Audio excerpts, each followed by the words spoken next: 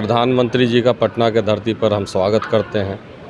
और पटना में जिस तरीके से रोड शो का उन्होंने प्रोग्राम रखा, पिछले 10 साल में कभी बिहार में और ख़ासकर पटना में उन्होंने इस प्रकार का कार्यक्रम नहीं रखा, तो वो भाजपा का हताशा को दर्शा रहा है।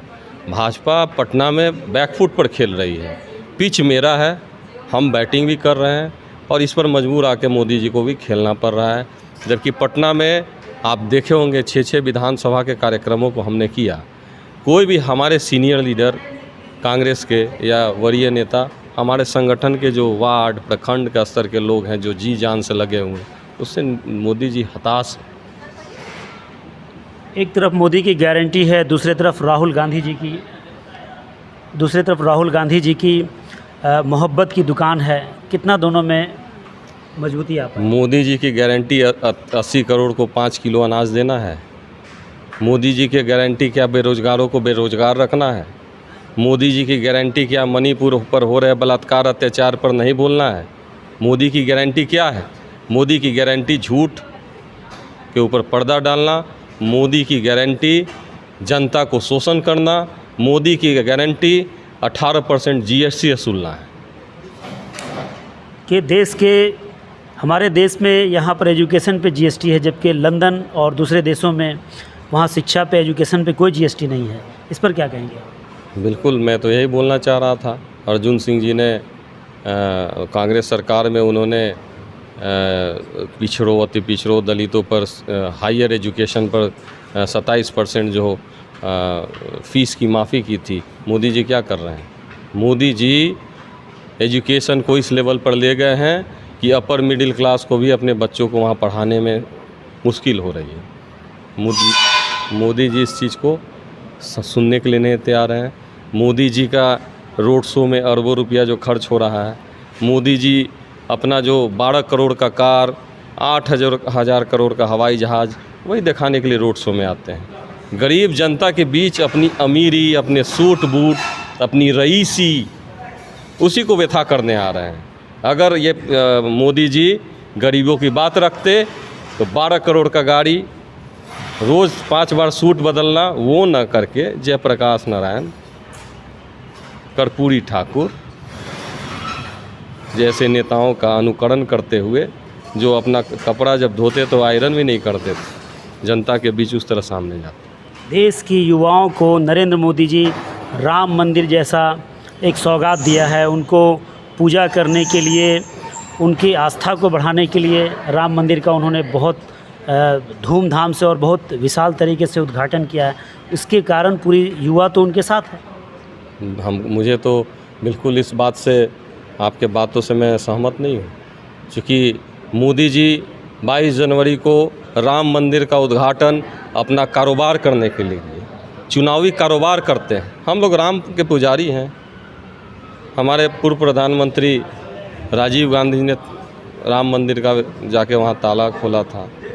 उस समय तो हम प्रचार नहीं करने गए, हम तो पुजारी थे। लेकिन वो तो कहते हैं कि हम राम को लाए हैं, देश हमें लेकर आ रहा है, 400 पार हम लेकर आएंगे। 400 पार की बात बोल रहे हैं। मोदी जी जब राम की पूजा की बात कर रहे हैं तो उनकी पत्नी कहाँ थी? वहाँ जिस प्रधानमंत्री जी अपने पत्नी को भी समझा के उस बड़े आयोजन में नहीं ला पाए, तो इस बात से देश को समझना होगा कि किस तरह के हिटलरशाही मानसिकता का हमारा देश के प्रधानमंत्री हैं। वो तो ऐलान करते हैं कि भाई हम लोगों को 5 किलो अनाज भी दे रहे हैं और हम लोगों को उज्ज्वला योजना से भी लाभान्वित किए हैं। हम गरीबों को बहुत कुछ दे रहे हैं, किसी चीज़ की कमी नहीं है। अगली बार आएंगे तो और हम सब कुछ दे देंगे। पूरे विश्व में 5 किलो अनाज की चर्चा है। ये पहला देश का ऐसा प्रधानमंत्री हमारे हैं जो 80 करोड़ देश को भिखारी बता रहे हैं और पूरा विश्व हंस रहा है भारत पर कि बताइए देश की भूखमरी ये स्थिति हो गई कि सरकार को 5 किलो अनाज देना पड़ रहा है। और साथ ही ये 5 किलो अनाज को पकाने के लिए 1200 का सिलेंडर, 1200 का सिलेंडर, उसको जोड़िए, आप पेट्रोल की जोड़िए, 18% GST जोड़िए। ये सब आईवॉश है, धोखा है। आपकी क्या गारंटी है? आप क्या लोगों को देना चाह रहे हैं? हमारी 5 गारंटी है, पंजा छाप है, 5 गारंटी है। महिलाओं को हर साल 1 लाख रुपये देंगे, युवाओं को रोज़गार देंगे, गरीबों की MSP देंगे, सामाजिक न्याय की बात करेंगे, लोगों की गिनती कराएंगे देश में। हमारी 5 योजनाएं हैं। क्या लगता है इस बार आप आ रहे हैं? देश का जनता जवाब दे रहा है। अगर हम नहीं आ रहे होते तो मोदी जी पटना में आके रोड शो नहीं कर रहे होते, घबराए हुए नहीं होते? घबराए हुए नहीं होते और पटना में रोड शो नहीं कर रहे होते। ठीक है। कांग्रेस कार्यकर्ता हैं, कांग्रेस के समर्थक हैं, इस बार कांग्रेस को आप लोग ला रहे हैं? बिल्कुल ला रहे हैं, क्योंकि कांग्रेस जैसा अभी जिलाध्यक्ष जी ने कहा, शशि रंजन जी ने, कि हाथ में 5 उंगलियां हैं और हर एक उंगली ज़रूरी है और किसी भी कार्य को संपन्न करने के लिए उसकी आवश्यकता होती है। उसी तरीके से स्त्री शक्ति, मजदूर की शक्ति, छात्रों की शक्ति, हाशिए पर जो लोग हैं उनकी शक्ति, इन सब को कांग्रेस अपने कमिटमेंट के द्वारा बटोर कर एक ज़बरदस्त हाथ और एक ज़बरदस्त पंजा बनाएगी और यही पंजा शोषकों का गर्दन मरोड़ने का काम करेगा। हिंदू मुस्लिम की बात जो करते हैं नरेंद्र मोदी जी, क्या वो जादू चल जाएगा कांग्रेस की? वो जादू से आप आगे आ जाएंगे? देखिए, ये देश की गंगा यमुनी सभ्यता का देश है।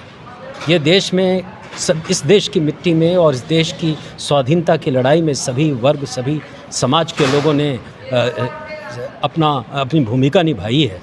और ये हमारे देश में खून आए, शक आए और ना जाने कितनी जातियां प्रजातियां आईं और सब इस भारतीयता के रंग में रंग गई। आपके कहने के अनुसार हिंदू मुसलमान का जादू वगैरह कुछ नहीं चल रहा? बिल्कुल नहीं, क्योंकि ये देश की ऐसी पहचान है, देश की ऐसी सभ्यता है कि हम मिलीजुली सभ्यता के वाहक हैं और हजारों साल से वाहक हैं और इसी सभ्यता को कांग्रेस ने मजबूत किया है। आप नेहरू जी की डिस्कवरी ऑफ इंडिया पढ़िए, उन्होंने जो भारत की परिभाषा दी है और जिस तरीके से भारतीयता का उन्होंने व्याख्या किया है, ये क्या है, एक महासागर है जिसमें भिन्न पहचान अपनी पहचान को खोकर भारतीयता के रंग में रंग जाते हैं और यही गंगा यमुनी तहसील है।